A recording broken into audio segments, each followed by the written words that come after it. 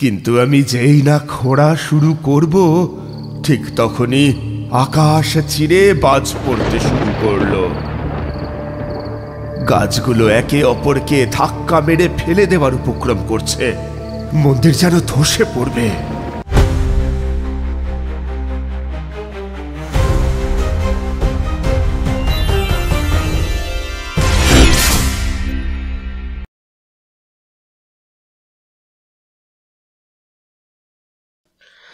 আচ্ছা ঠাকুরমশাই, আপনি যে এত ভূত প্রেত এইসবের অভিজ্ঞতার কথা বলেন, আচ্ছা এগুলো কি সত্যি? কিশোরী, তুমি ঠাকুরমশাইকে বিরক্ত করো না তো, নয়তো ঠাকুরমশাইয়ের ঝুলির আর কোনো নতুন গল্প পাবে না। এই তোমাদের মতন নতুন যুগের মানুষদের সব কিছু অবিশ্বাস বা নিয়ম ভেঙে ফেলার নেশা যে নতুন বিপদ ডেকে আনে, সে তো আমি আমার পূর্ব অভিজ্ঞতাতেই দেখেছি। সেবার বাড়ির কাউকে কিছু না জানিয়ে পুরুলিয়ার রুক্ষ অঞ্চলের দিকে হাঁটতে হাঁটতে বনদেওরা নামে এক অঞ্চলে পৌঁছেছিলাম। একেবারে বন জঙ্গল বেষ্টিত এক ছোট্ট গ্রাম। সেখানকার মানুষদের আপ্যায়ন ছিল মনোমুগ্ধকর। সেখানে প্রথম মন্দিরের চাতালে রাত কাটিয়েছিলাম। পরদিন আবার অন্যত্র রওনা হব এই ভেবে। পরদিন ভোরে যখন ঘুম ভাঙল, দেখি আরে বংশী, কোথায় চলে গেলি? হায় হায় হায়, এ আমার কি সর্বনাশ হলো ভগবান! আবার এক মৃত্যু। আমাদের ভীষণ ভয় করছে। এবার কি আমাদের এই অঞ্চল ছেড়ে চলে যেতে হবে? কি সর্বনাশের খেলা শুরু হয়েছে আমাদের অঞ্চলে! কত করে বলেছিলাম ওরে যাস রে, শুনলো আমার কথা? শেষে প্রাণ হারাতে হলো। কান্নাকাটির আওয়াজ শুনে সেখানে গেলাম। গিয়ে দেখি ২০-২২ বছরের এক তরতাজা যুবকের মৃতদেহ খাটে শোয়ানো আছে। তাকে ঘিরে রয়েছে গ্রামবাসীরা। তাদের মধ্যের কথা শুনে এটুকু বুঝলাম যে মৃত্যু কোনো রোগের কারণে ঘটেনি। কৌতূহলবশত তাদের জিজ্ঞাসা করি, কি হয়েছে, একটু খুলে বলবেন আমাকে? আপনি কে? এই অঞ্চলে তো আগে আপনাকে দেখিনি। আমি এক সাধারণ সাধক বলতে পারেন। বিভিন্ন অঞ্চলে ঘুরে বেড়াই। আমার নাম তারানাথ তান্ত্রিক। আর বলবেন না, তরতাজা ছেলেটার প্রাণটা চলে গেল। কেন জানি না আমার ষষ্ঠ ইন্দ্রিয় বারবার জানান দিচ্ছিল এ মৃত্যু কোনো স্বাভাবিক মৃত্যু নয়। এই অঞ্চলে প্রবেশ করা থেকেই এক শীতল স্রোত আমার সর্বাঙ্গে বইতে শুরু করেছিল। প্রথমটা তেমন গুরুত্ব না দিলেও এখন যেন মনে হচ্ছে এ অঞ্চলে কোনো কিছুর অশুভ প্রভাব পড়েছে। আমি মোড়ল মশাইকে আবার প্রশ্ন করি, তা এই ছেলেটা কিভাবে মারা গেল? চোখ নাক মুখ দিয়ে রক্ত বেরিয়ে ছটফট করতে করতে মৃত্যুর কোলে ঢলে পড়ল। কি বলছেন? কি এমন কোন রোগের কথা তো আগে শুনিনি। রোগ নয়, এ হচ্ছে পাপের শাস্তি। সব নতুন শিক্ষিত ছেলে কোনো বারণ শোনে না, কোনো নিয়ম মানে না। সব নিয়ম ভাঙা যে এত সহজ নয় সেটা ওদের কে বোঝাবে।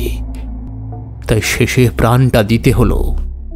কিছুক্ষণ পর তারা তাদের বিশেষ নিয়ম আচার শেষ করে বংশীকে নিয়ে গেল শেষকৃত্যের জন্য।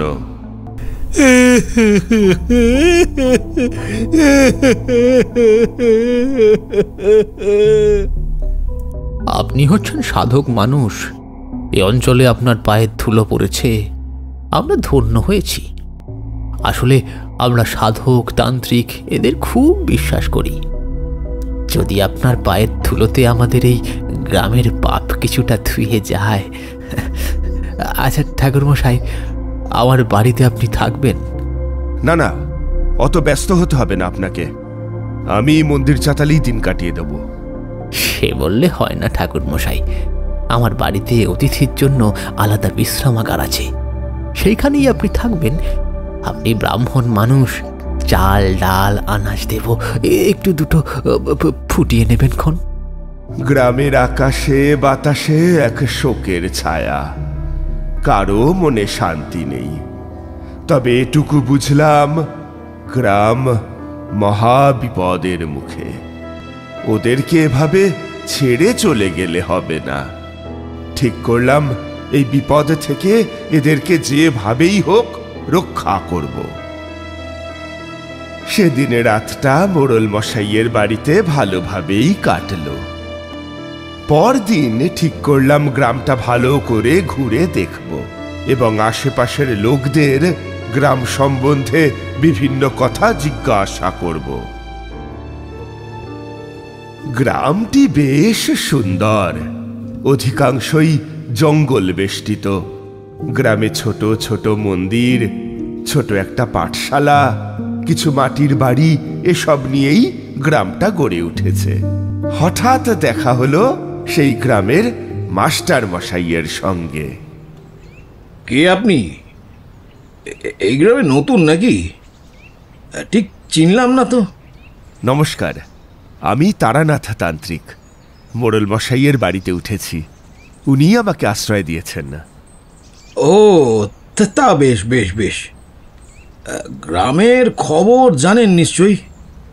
অল্প বিস্তর জেনেছি। দেখুন, বয়স তো আমার অনেক হলো, এই গ্রামের ইতিহাসও বেশ কিছু জানি। তাহলে বলি শুনুন। এই গ্রামে আজ থেকে প্রায় ৮০-৯০ বছর আগে, অর্থাৎ আমাদের বাবাদের সময়ের কথা, সেই সময় এই অঞ্চলে দুটো উপজাতির বাস ছিল। এক হচ্ছে মাতুয়া, অন্যদিকে তামাম জাতি। আমরা হচ্ছি মাতুয়া প্রজাতির লোক, আর যে তামাম গোষ্ঠী বাস করত তারাই ছিল এই অঞ্চলের প্রধান মাথা। উগ্র দেবদেবীর পুজো, অশুভ তন্ত্র সাধনা, এইসব নিয়ে তারা থাকত। আমরা হলাম মাতুয়া গোষ্ঠী, খুবই সাধারণ। তাদের সাথে আমাদের বরাবরের মতো বিরোধ, কিন্তু তারা ক্ষমতাতে অত্যন্ত এগিয়ে ছিল। বরাবর আমাদেরকে তারা দমিয়ে রাখত। বেশ অন্যরকম বিষয়টা। আচ্ছা, আপনি বলে যান। হ্যাঁ, যেটা বলছিলাম, তারা অত্যন্ত ধনশালীও ছিল। গ্রামের উত্তর দিকে যে ঘন জঙ্গল দেখছেন, তখন ওখানেই তারা বসবাস করত। আর আমাদের সঙ্গে তারা সেভাবে মিশত না, তাই আমরাই এই অঞ্চলটাতে বরাবর বাস করে আসছি। কালক্রমে ওদের জায়গাটা জঙ্গল বিস্তৃত হয়ে ওঠে। আমি বাবার মুখে যেটুকু শুনেছি, সেদিন কোনো এক অমাবস্যা তিথিতে তারা তাদের প্রধান দেবতার পুজো করছিল এবং সেই দেবতার অলংকার রত্নাদি সেই মন্দিরে মজুত করা ছিল। তা সে মন্দিরে হঠাৎ ডাকাতের আক্রমণ ঘটে। তোদের দেবতার রত্ন ভাণ্ডার আছে শুনেছি, সব বের কর, না হলে কিন্তু একটাও প্রাণে বাঁচবি না। চলে যা বলছি, আমরা আমাদের প্রাণ থাকতে আমাদের দেবতাকে রক্ষা করব। চলে যা বলছি। তবে রে, আরে রে। তারপর ডাকাত এবং তামামদের মধ্যে ভয়ঙ্কর যুদ্ধ চলে, কিন্তু হঠাৎ আক্রমণ এবং ডাকাতদের অস্ত্র শস্ত্রের সাথে তামামরা পেরে ওঠে না। অবশেষে ডাকাত দল পুরো তামাম গোষ্ঠীর বিনাশ করে তবে ছাড়ে। আচ্ছা মাস্টার মশাই, আমাকে সেই উত্তর দিকের জঙ্গলে একবার নিয়ে যেতে পারেন না? মানে যেখানে আগে তাদের আদি বসতি ছিল। হ্যাঁ হ্যাঁ, চলুন না, এখন আমার কাজও নেই। মাস্টার মশাইয়ের সাথে চললাম গ্রামের উত্তরের জঙ্গলে। কিছু কিছু জায়গা দেখলেই বোঝা যায় সেখানে কারোর বাস ছিল, যেমন ধরো বাঁধানো পুকুর, কুয়ো, ভগ্নদশা প্রশস্ত চাতাল। ঠিক তখনই সামনে দেখতে পাই একটা মন্দির, সারা দেওয়াল জুড়ে শ্যাওলা ধরা, ভগ্ন প্রায় দশা। আচ্ছা মাস্টার মশাই, এই মন্দিরে কি কেউ আসে? এই মন্দিরে কেউ আসে না বলাটা ভুল হবে, তবে মাস কয়েক আগেও কিছু খারাপ ঘটনা ঘটে যায়। একটু যদি খুলে বলেন। তামাম গোষ্ঠী ধ্বংস হওয়ার পর এই মন্দিরে তাদের আরাধ্য দেবতা ছিলেন। তার নাম কি তা বলতে পারি না, তবে আমাদের মাতুয়া গোষ্ঠী বিশ্বাস করে যে দেবতাই হোক তার আরাধনা প্রয়োজন। তাই গ্রামের সকলে মিলে ঠিক করেছিল ওই দেবতার পুজো করা হবে। তাহলে আপনারা পুজো শুরু করেছিলেন? এই দেবতার পুজো এই মন্দিরেই চলছিল, কিন্তু হঠাৎ এই যুগের কিছু উচ্চ শিক্ষিত ছেলেমেয়েরা এতে বাদ সাধল। তাদের অন্য দাবি ছিল। সেটা কিরকম? তাহলে বলি, কাল যে ছেলেটা মারা গেল, ওই বংশী, তার সঙ্গে আরো 4 জন ছেলে আছে। তারা সবাই উচ্চশিক্ষিত, কলেজে পড়া ছেলে, বাইরের জগতের সঙ্গে পা মিলিয়ে চলছে, উন্নত হচ্ছে। তা একদিন তাদের মধ্যে একজন বলল, দেখো, যে সম্প্রদায়ের লোকেরা আমাদের চিরকাল অচ্ছুত করে রেখেছে, আমরা তাদের দেবতার পুজো করছি। কেন করব? আমাদের তো মান সম্মান থাকা উচিত। যা হওয়ার তা তো হয়েই গেছে। সেই গোষ্ঠীর অস্তিত্ব এখন তো আর নেই। তবে শুধু দেবতার পুজো করতে তোমাদের এত আপত্তি কিসের? না মোড়ল মশাই, ওই দেবতাকে পুজো করা মানে পুরনো অত্যাচারের কথা ভুলে তাদের দাসত্ব স্বীকার করা।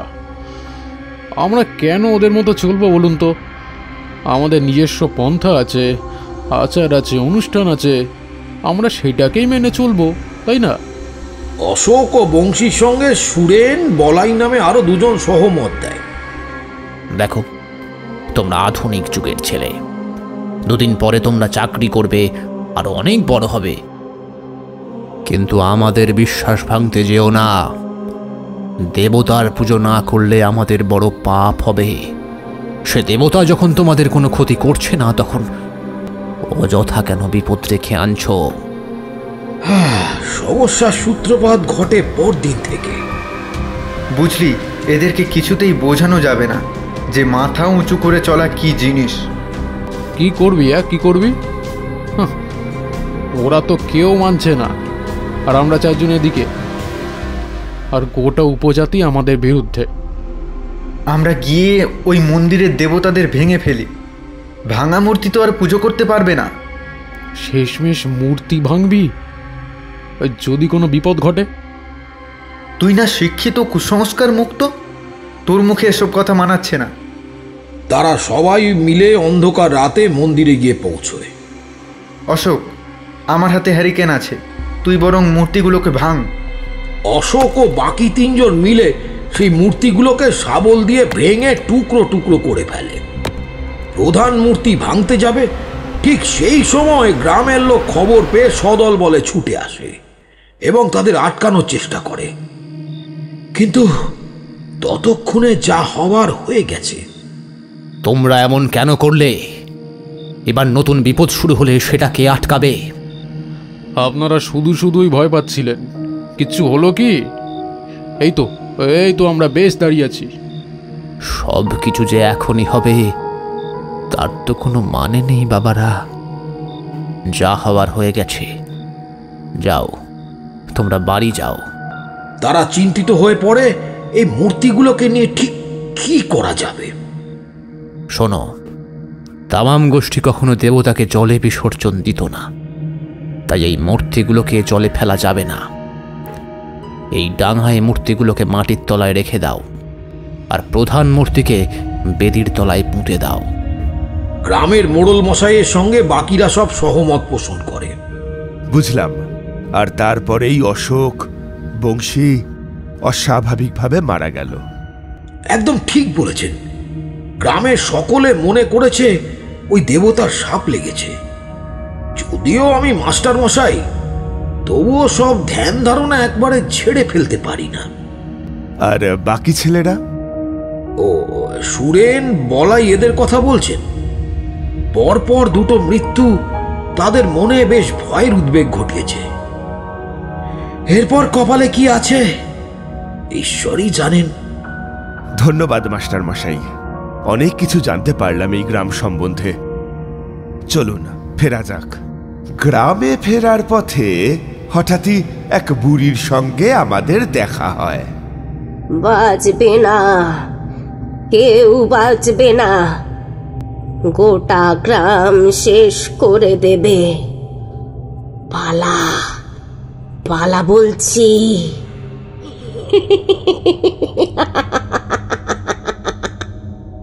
মাস্টার মশাই, কে উনি? ওর কথা ছাড়ুন, ও এখানকার এক পাগল বুড়ি, ধানু বুড়ি বলেই ডাকে সবাই। স্বামী হারানোর পর ওর মানসিক ভারসাম্য চলে গেছে। ওর কথা আর আমরা তেমন গুরুত্ব দিই না।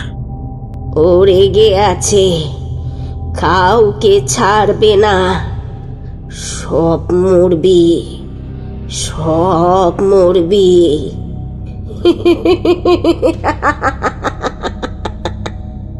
বুড়ি কিছুক্ষণ পর হাসতে হাসতে অন্যত্র চলে গেলেন। মাস্টার মশাইয়ের সাথে বেশ আলাপচারিতা হওয়ার পর আমরা দুজনেই বাড়ি ফিরলাম। সেদিন সন্ধেবেলায় মোড়ল মশাইয়ের স্ত্রী আমাকে এবং মোড়ল মশাইকে 2 পেয়ালা চা দিয়ে গেলেন।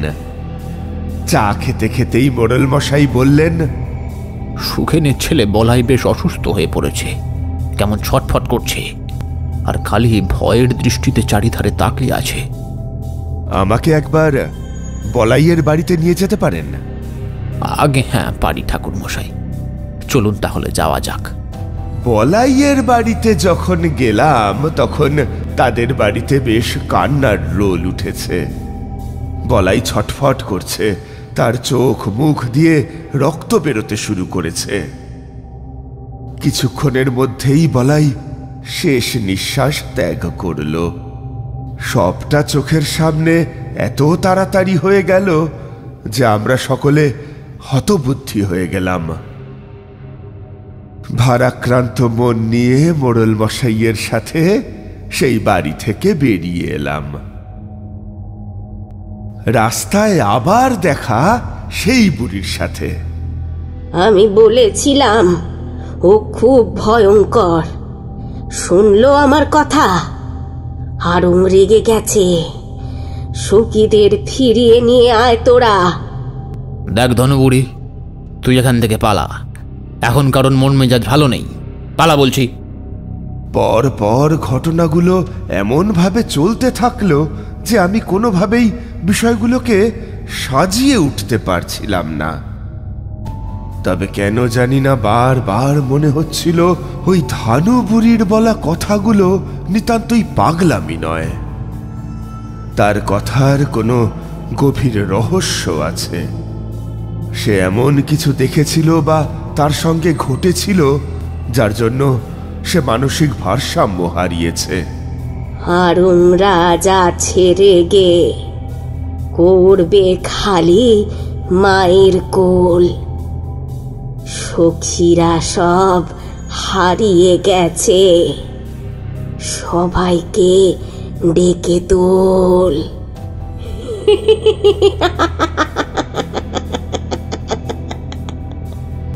হঠাৎ বুড়ির মুখে এই ছড়া শুনে বেশ অবাক হলাম। এই কথার মাথা মুন্ডু কিছুই বুঝলাম না। কি বলতে চাইছেন আপনি? আরে ওর কথা ছাড়ুন ঠাকুর মশাই, ও নিতান্তই একটা পাগল, ওর কথাকে গুরুত্ব দিয়ে সময় নষ্ট করবেন না। চলুন বাড়ি ফেরা যাক। বলাইটার জন্য খুব মন খারাপ লাগছে।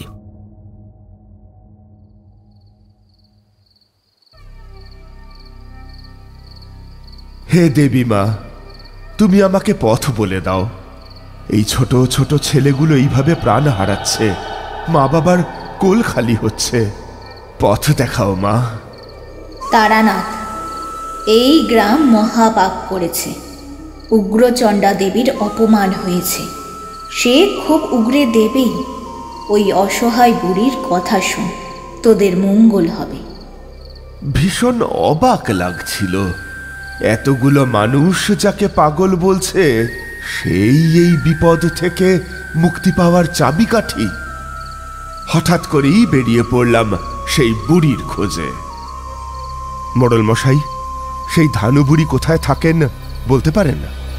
ধনুবুড়ির কি আর কোনো নির্দিষ্ট জায়গা আছে? তবে সন্ধ্যাবেলায় মন্দিরের চাতালে গিয়ে মাঝে মাঝে বসে, ওখানে গিয়ে দেখতে পারেন। প্রথমে মন্দিরের উদ্দেশ্যেই ছুটলাম, যদি দেখা পাই। এবং কিছুটা যাওয়ার পর দেখাও হয়ে গেল সেই বুড়ির সাথে। আঁচলে দুটো মুড়ি নিয়ে খুব ক্ষুধার্ত ভাবে সেগুলো খাচ্ছেন। আমাকে দেখা মাত্রই বলে উঠলেন, আসবি না আমার কাছে, দূর হ মুখ পোড়া। ভয় পাবেন না, আমি জানি আপনি পাগল নন। আপনি কিছু একটা দেখে খুব ভয় পেয়েছেন। আমাকে বলুন না, সেদিন কি হয়েছিল? সবাইকে বলি, কেউ শোনে না আমার কথা। আমি বিশ্বাস করব। বলুন, আপনাদের সাথে সেদিন কি ঘটেছিল? সেদিন আমি আমার মরদের সাথে কাঠ কাটতে গেছিলাম জঙ্গলে। হঠাৎ মন্দির থেকে একটা সুর ভেসে আসছিল। আমি আমার মরদকে বললাম, যাসনি। ও কথা শুনেনি, চলে গেল মন্দিরে। ওরা আসতে দেরি হচ্ছে দেখে আমি যখন মন্দিরে গেলাম, দেখি মরদ নাক মুখ দিয়ে রক্ত বেরিয়ে পড়ে আছে, আর তার দেহটা খুবলে খুবলে খাচ্ছে আড়ং। আড়ং খুব রাগী, সবাইকে মেরে ফেলবে। ওর সখীরা তো সব হারিয়ে গেছে। এই বলেই ছুটে পালিয়ে গেলেন তিনি। যখন বাড়ি ফিরলাম তখন রাত হয়ে গেছে। ভাবলাম মোড়ল মশাইয়ের সাথে একবার কথা বলি। তা পাগল বুড়িটা আপনার ঠিক মতো কথার উত্তর দিতে পেরেছে? আচ্ছা মোড়ল মশাই, আড়ং কি? সখীর সাথে মন্দিরের কি সম্পর্ক? এই নাম আপনি জানলেন কি করে? আড়ংয়ের নাম তামাং গোষ্ঠী ছাড়া তো কারো জানার কথা নয় ঠাকুর মশাই। আর দেরি করবেন না, বড় সড় দুর্ঘটনা ঘটার আগে আমাকে সবকিছু বলুন। আমার মা ছিলেন তামাম গোষ্ঠীর মহিলা। তিনি আমার বাবাকে বিয়ে করার পর সে অনেক ঝামেলা হয়েছিল, সেসব কথা অন্য। আমার মায়ের মুখে শুনেছিলাম আড়ং হচ্ছে তামাম জাতির সর্বপ্রধান উগ্র দেবী।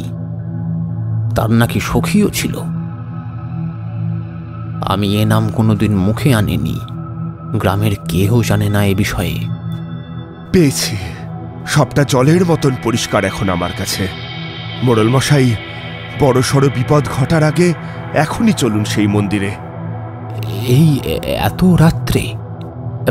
কেন, কাল গেলে হবে না? না, কালকে মৌনী অমাবস্যা, হিসেব মতো আড়ংয়ের জেগে ওঠার দিন। না, আমাকে দেখান কোথায় আপনারা সেই মূর্তিগুলো পুঁতে রেখেছিলেন। এই মন্দিরের বেদির তলায় পুঁতে রাখা আছে প্রধান মূর্তিকে। আর বাকি মূর্তিগুলো? সেই ভাঙা মূর্তিগুলো মন্দিরের বিভিন্ন অংশে পুঁতে রাখা আছে। আমি প্রধান বেদির তলাটা খুঁড়ে দেখতে চাই। কি দরকার তারানাথ বাবু, ছেড়ে দিন না, কাল সকালে হবে। কালকে আমি বিশেষ যজ্ঞের আয়োজন করব এই মন্দিরে, তাই সেই মূর্তিকে দেখা অত্যন্ত জরুরি। মোড়ল মশাইয়ের কথা না শুনে আমি প্রধান বেদির তলাটা খুঁড়তে লাগলাম। এক হাত খোঁড়ার পরেই পেয়ে গেলাম সেই মূর্তি। মূর্তি দেখে আমার সর্বাঙ্গ শরীর ভয় কেঁপে উঠল, যেন সেই আড়ং দেবতা আমার দিকে জল জল করে তাকিয়ে আছেন। তার চোখে মুখে রক্তের ছাপ, যেন গিলে খাবেন। মূর্তিটি নেওয়ার পরেই আমার সারা শরীর তীব্র উত্তপ্ত হয়ে উঠল। ভয়ে আমি মূর্তিটা আবার সেখানে নামিয়ে রেখে দিই। অদ্ভুত বিষয়, মূর্তি তো এমন দেখতে ছিল না, খুব সাধারণ ছিল। এইরকম উগ্ররূপ তো আমরা কখনো দেখিনি। চোখ মুখে রক্তের ছাপ, এ কিসের ইঙ্গিত? আমি মোড়ল মশাইকে নিয়ে তৎক্ষণাৎ বাড়ির উদ্দেশ্যে ফিরলাম, কিন্তু আমার শরীর তখনও বেশ উত্তপ্ত, রক্তচাপ বহুগুণ বেড়ে গেছে। আপনি বড় ভুল করলেন তারানাথ বাবু। মূর্তিটাকে না ছুঁলেই পারতেন। গ্রামে যেখানে 3টে ছেলে পরপর মারা গেছে, সেখানে এটা করা আপনার একদম উচিত হয়নি। মোড়ল মশাইয়ের কথার উত্তর দেওয়ার আগেই আমি সংজ্ঞাহীন হয়ে পড়লাম। আমার চোখের সামনে সব অন্ধকার হয়ে গেল। দেখি আমার আরাধ্যা দেবী মাতু পাগলির চরণতলে আমি পড়ে আছি। মা আমার মাথায় হাত বোলাচ্ছেন। তারানাথ, তোর কোনো চিন্তা নেই। তোর মা তোর সাথে আছে। কেউ তোর কোনো ক্ষতি করতে পারবে না। সব ঠিক হয়ে যাবে।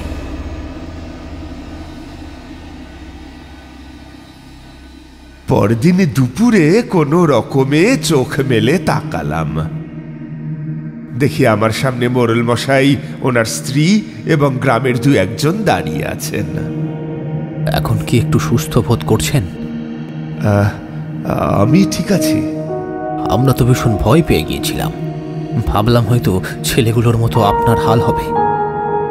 হঠাৎ দেখি ধনুবুড়ি আপনার কাছে এসে আপনার মাথায় হাত বোলাতে থাকে। আমরা আর বারণ করিনি তাকে। তারপর আবার হাসতে হাসতে কোথায় চলে গেল। তারপর থেকে যদিও আপনার শরীরের উত্তাপ কমেছে এবং রক্তক্ষরণটা বন্ধ হয়েছে। স্বয়ং মা এসেছিলেন? শুধু একটা কথাই বুঝতে পারছি না, এই মূর্তির এমন ভয়ঙ্কর রূপ কিভাবে হলো।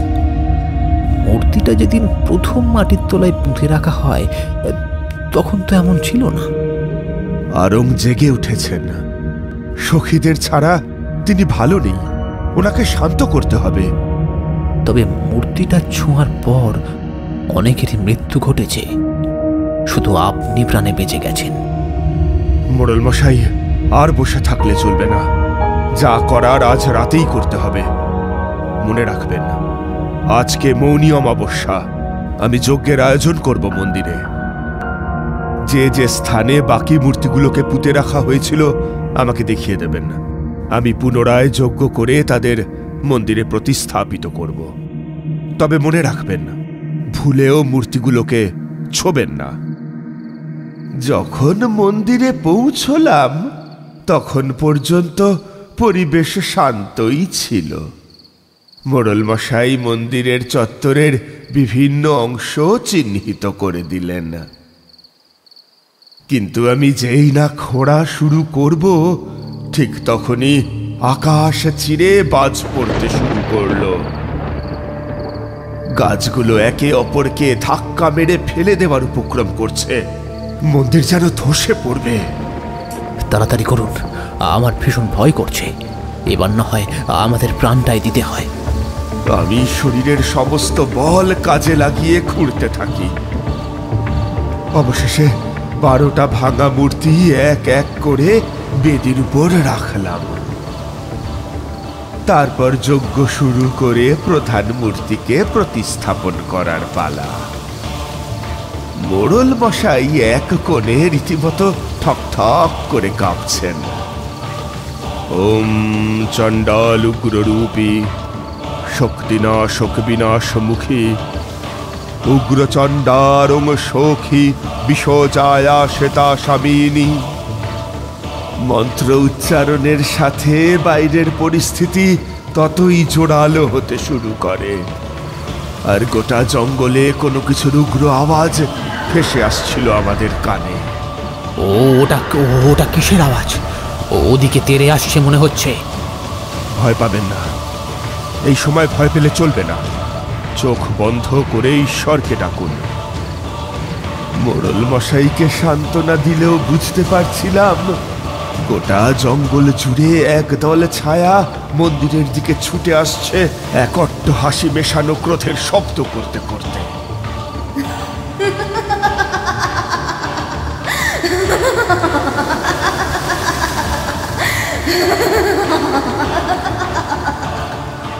শেষ করে দেব সব।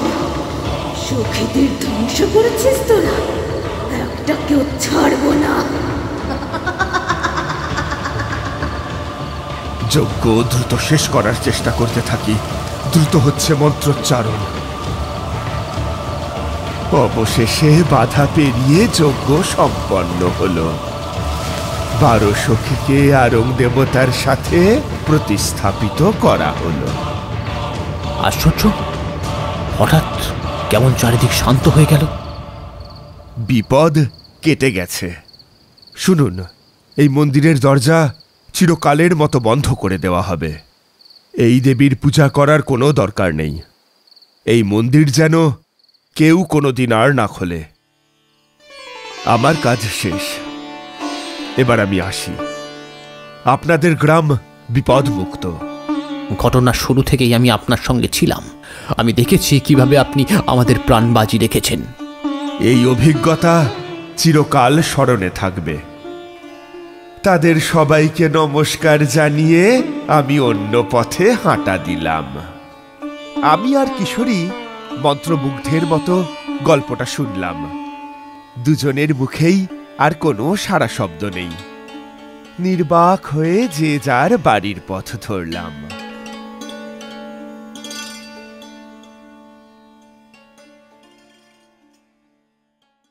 আমাদের এই গল্প যদি আপনাদের ভালো লেগে থাকে তাহলে অবশ্যই লাইক করবেন এবং শেয়ার করবেন। যারা চ্যানেলটিতে নতুন তারা অবশ্যই সাবস্ক্রাইব করুন। শুধু বেল আইকনটি টিপে নোটিফিকেশন অন করে দিন, যাতে আমাদের পরবর্তী কাজগুলোর খবর সবার আগে আপনার কাছে পৌঁছয়। ধন্যবাদ।